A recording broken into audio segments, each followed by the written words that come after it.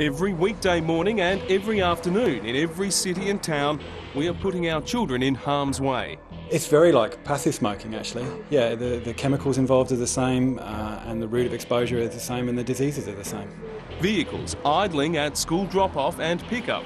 It might seem harmless, but simple tests we conducted in our major cities reveal just how harmful idling emissions are. It's a really nasty soup of chemicals, and there's a whole raft of effects that they can have. Associate Professor Adrian Barnett has been trying to raise the alarm about school idling for years.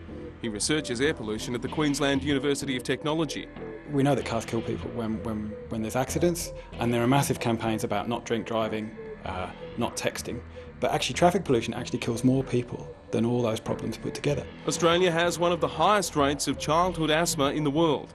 Air pollution only adds to the problem of young, developing lungs being damaged, often permanently. It's going up. No, this is low. I know, but it's going up. Oh, yes, it is. We enlisted professional air quality testers from Curtin University to gauge what these cars, SUVs and buses are pumping into the air. Especially when we see a bus or truck passing by, the readings go up very, very high, even 10 times higher.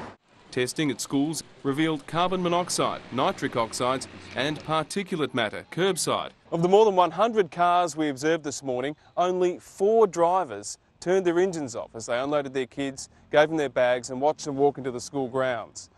What none of those parents saw was the toxic haze of chemicals and particles their children were walking right through. Look, diesel engines certainly produce some of the worst emissions. Our testers in Sydney, Brisbane and Melbourne recorded similar results. All registered the most dangerous compounds: carbon monoxide, carbon dioxide, nitric oxides and particulate matter. It can impair general function, tiredness, nausea and lethargy, and for kids who are in a learning environment that's really important. Greens Senator Richard Di Natale heard a submission last year in committee for regulations to be introduced here, like they have overseas, to force drivers to switch off their engine after 1 minute. Vehicle standards in Australia are quite lax compared to other countries, and we need to do much better. In some European countries, what we do see is many new vehicles which will turn off when a car stops, and that's a very good thing. In Sydney, this school welcomes nearly 600 students every day, along with a fleet of vehicles. 23.7. I'm getting the indication there's a lot of diesel fumes from the amount of carbon dioxide. At 4 Sydney schools, CO, NO and particulate matter peaked at 30% above normal levels. You realise you've been sitting in your car with the engine turned on for over 5 minutes now? I do, yeah, but I have to pick my daughter and go for class. In Brisbane, we recorded above average readings of CO, NO2 and particulate matter. In Melbourne, toxic gases registered above background levels, especially poisonous fine particles.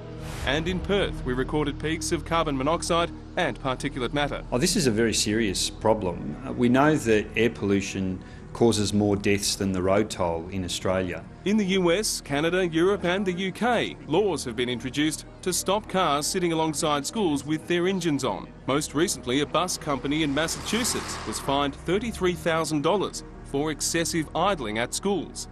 Most countries have programs to educate and reduce idling emissions at schools, except Australia. It's simply a case of people aren't aware of it. We need to make sure people are aware that we can do something that's good for people's health and good for their hip pocket, and that's where awareness campaigns are really important. Switching off can save you up to $300 a year in fuel. It doesn't damage the engine, and to bust a popular myth, restarting a car uses less fuel than leaving it running. I think the simplest thing they could do is just ask parents to turn their engines off. You probably don't have to redesign the system massively. It's just if you're a parent and you're sitting there in your car and there are children right outside the car, turn your engine off.